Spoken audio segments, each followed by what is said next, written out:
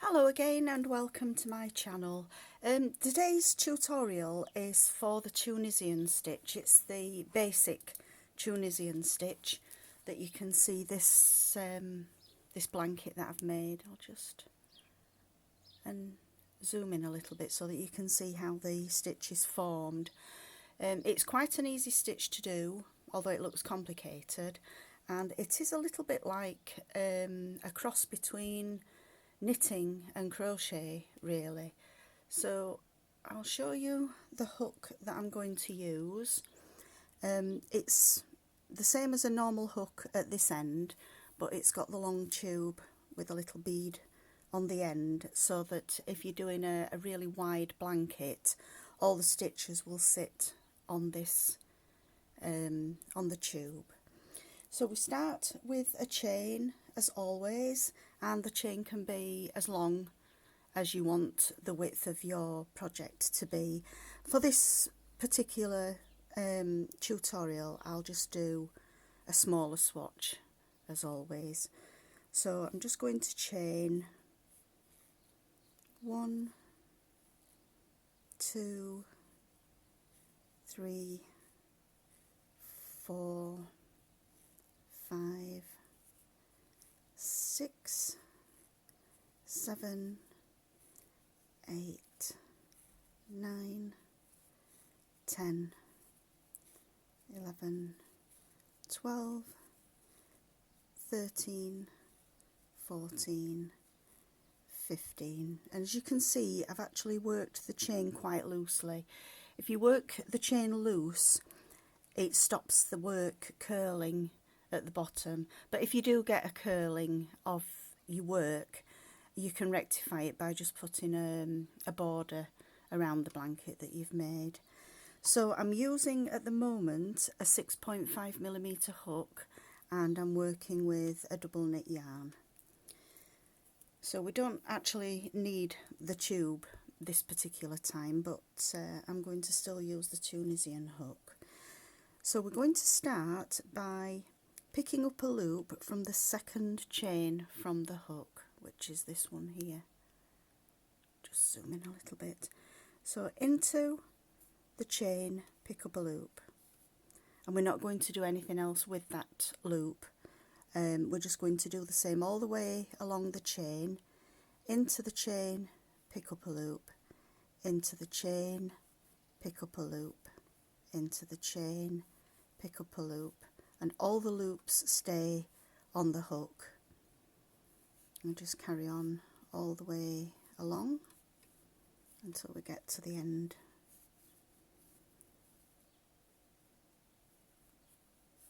It doesn't matter how you hold the hook, you can hold it like a pen or like a knife. It's entirely up to you, whichever way feels more comfortable.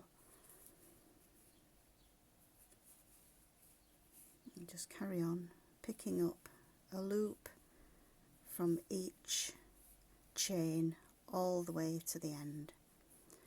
So we've now got to the end of my chain, and you can see here, if you'd got a lot more, they would slide onto the tube. You can actually get longer than normal hooks for Tunisian work, but that's fine if you're only doing something with a smaller amount of stitches. If you're going to make something wide, you would need these the hooks with the tube on the end.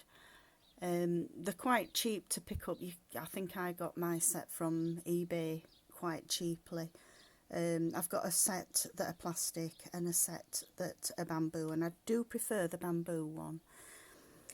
So the first row, we're always going to start, and we're working backwards now, which is a little bit different to normal. We don't turn the work at all, we just work backwards on this one side. So we always start by making a chain with the first stitch. We're then going to yarn over and pull through 2 stitches. Yarn over and pull through 2 stitches. Yarn over and pull through 2 stitches. Yarn over and pull through 2 stitches. We're going to do exactly the same all the way along the row, yarn over and through 2, yarn over, through 2, yarn over, through 2, yarn over, through 2, yarn over, through 2. We carry on all the way to the end until you've just got the one loop again on your hook. So we're now going to work into these vertical bars that formed from the previous row, and we start with the very first one.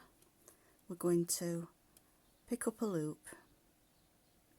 We don't do anything else with that loop. We're going to go into the next vertical bar and again pick up a loop.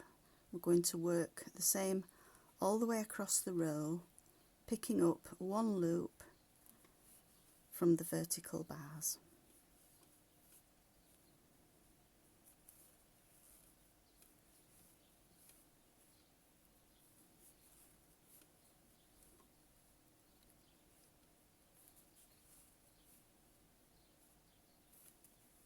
Picking up a loop,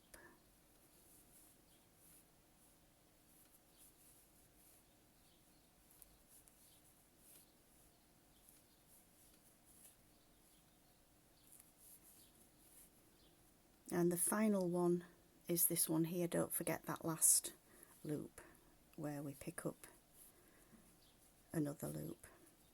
Again, we're going to do a chain 1 as the first stitch, then we're going to do exactly the same as we did before, which is yarn over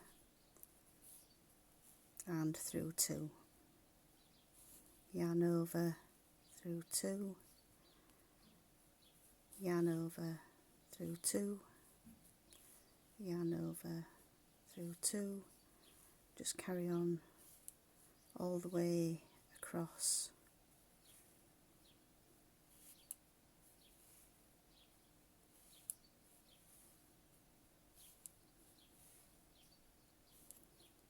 Until we reach the other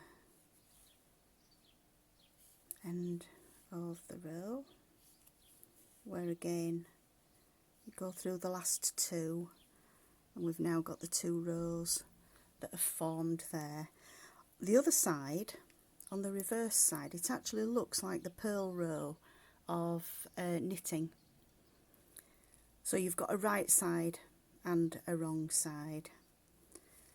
So the next row, and it's just a repeat of this one row. Once you've done the foundation row, you're just going to repeat this same row into the vertical bar, pick up a loop, into the bar, pick up a loop, into the bar, pick up a loop, and so on until you get to the other side.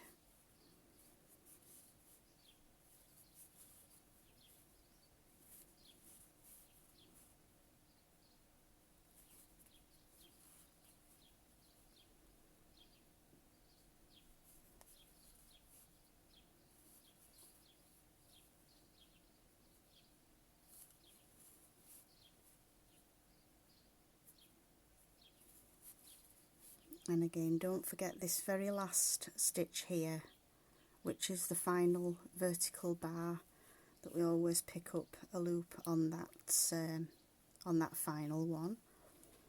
And then again, don't forget to chain 1, and then we're going to work through 2 loops each time. So yarn over, through 2, yarn over, through 2, yarn over, through 2, yarn over, through 2, yarn over, through 2, and so on until we get to the other side.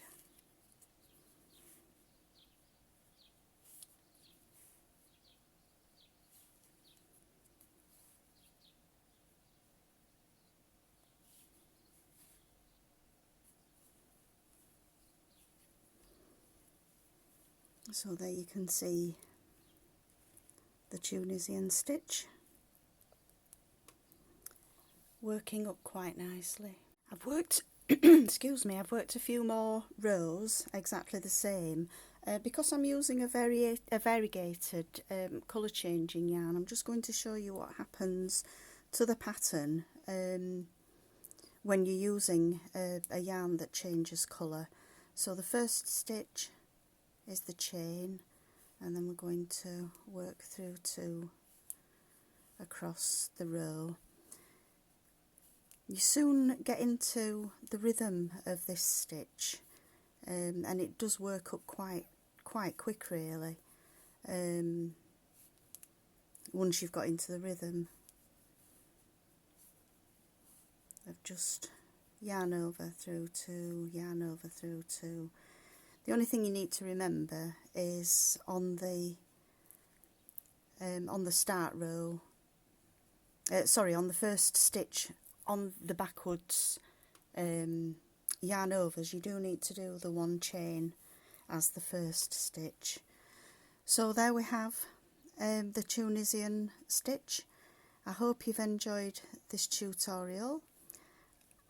Please like the video, subscribe to my channel, and I hope to see you again soon. Thanks for watching. Bye.